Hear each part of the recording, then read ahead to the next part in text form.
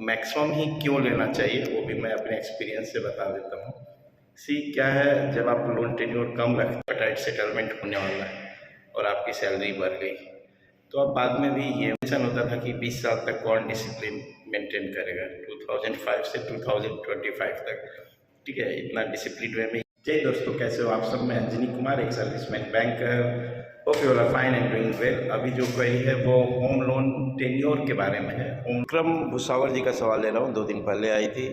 For home loan tenure maximum 25 years ही है ना for junior associates.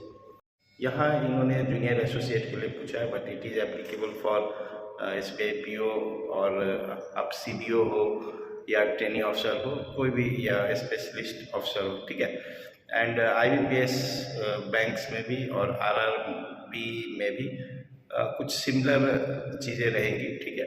So home loan tenure जो है यहाँ मैक्सिमम जो है 30 ईयर्स तक एट प्रेजेंट है, एंड सब्जेक्ट टू आपकी एज क्या है।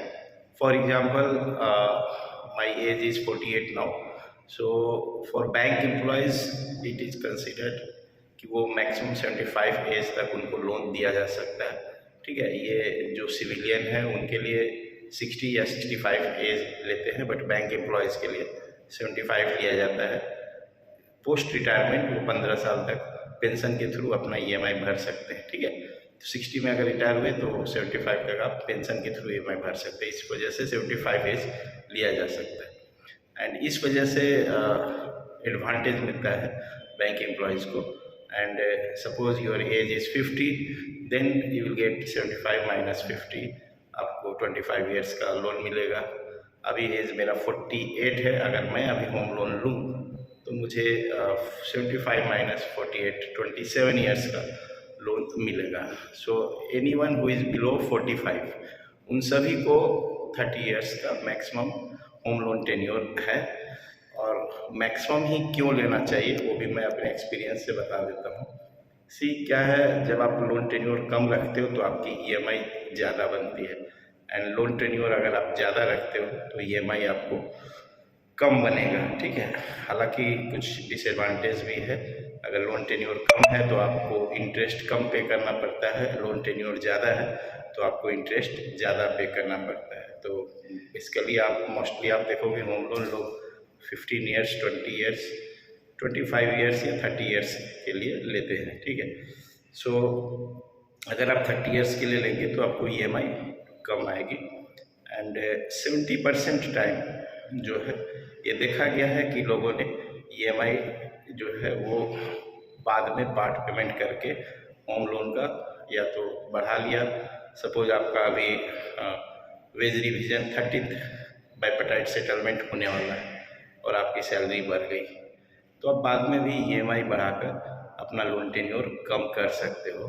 तो इमीडिएट आपको ज़्यादा अमाउंट का लोन मिल जाता है अगर आप लोन टेन्योर लंबा रखते हो, और लोन टेन्योर अगर छोटा रखोगे तो आपको लोन अमाउंट फिर कम मिलता है, ठीक है। तो इट्स बेटर कि इनिशियल स्टेज में आप लोन टेन्योर लंबा रखो और बड़ा घर खरीदो, कंपेयर टू कि आप शुरू में ही लोन टेन्योर कम रखो और छोटा घर खरीदो। What I will suggest. And मैंने भी जब फर्स्ट टाइम 2005 में घर लिया था, 20 ईयर्स का लोन टेन्योर था, ICICI बैंक से लिया था, तो काफ़ी टेंशन होता था कि 20 साल तक कौन डिसिप्लिन मेंटेन करेगा, 2005 से 2025 तक, ठीक है, इतना डिसिप्लिन वे में EMI कौन पे कर पाएगा। बट वंस आपका सिक्योर्ड जॉब है, ठीक है, तो फिर आपको ज़्यादा टेंशन लेने की ज़रूरत नहीं है, ठीक है। टेंशन जो है वो प्राइवेट जॉब वालों को ज़रूर है कि उनकी जॉब सिक्योरिटी नहीं है, ओके। सो मैंने भी 2011 में कुछ पार्ट पेमेंट किया, ठीक है। उस टाइम एरियर्स आया था मुझे 6th पे कमीशन का, एंड फिर 2016 में जब नेवी से रिटायर हुआ तो मैंने बचा हुआ जो भी था प्रिंसिपल अमाउंट पूरा पे करके लोन क्लोज कर दिया। तो 2005 टू 2016 11 ईयर्स में वो लोन मेरा क्लोज हो गया।